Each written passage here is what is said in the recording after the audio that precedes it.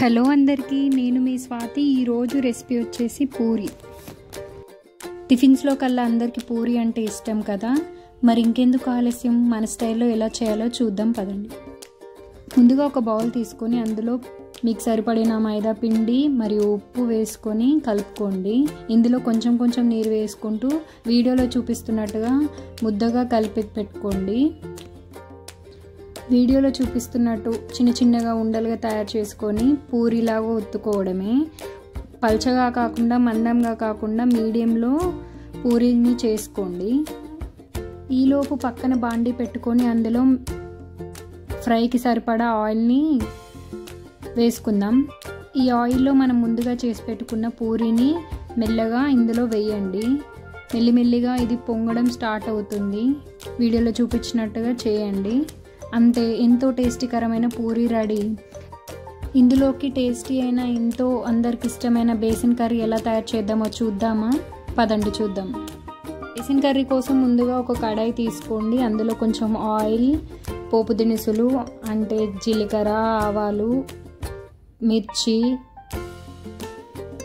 ఆవాలు ఇవన్నీ కాగిన తర్వాత శనగపప్పు, ఎండుమిర్చి వేసుకోండి.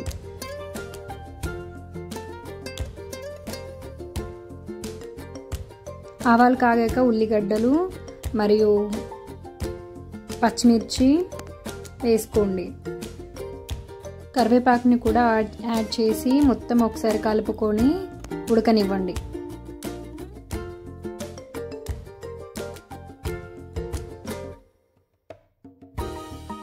ఇప్పుడు ఇందులోకి పసుపు వేసుకోండి, అలాగే అల్లం, ఇవి రెండు వేసాక కలుపుకొని మరి కాసేపు ఉడకనివ్వండి. అంటే ఒక 1 to 2 minutes ఉడకనివ్వండి.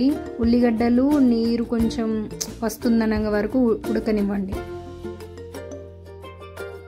ఇందులో టేస్ట్కి సరిపడా ఉప్పు వేసుకోండి.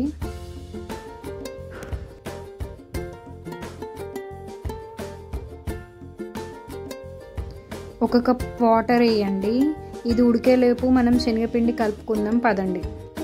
ఇప్పుడు ఒక బౌల్ తీసుకొని 2 spoons శనగపిండి వేసుకొని వాటర్ వేసుకొని ఉండలు లేకుండా కలుపుకోండి. ఈ కలిపిన మిశ్రమాన్ని ముందుగా ఉడుకుతున్న ఆ ఉల్లిగడ్డలు అందులో వేద్దాం.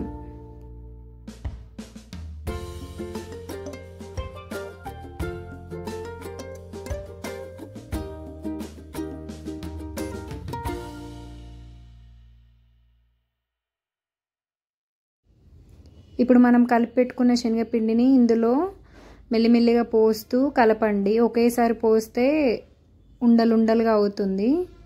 వీడియోలో చూపిస్తున్న ఈ కన్సిస్టెన్సీ వచ్చాక స్టవ్ ఆఫ్ చేసుకోండి. అంతే, ఎంతో రుచికరమైన పూరి కర్రీ రెడీ. వీడియో నచ్చితే లైక్ అండ్ సబ్స్క్రైబ్ చేసుకోవచ్చుగా. మరిన్ని వీడియోస్ కోసం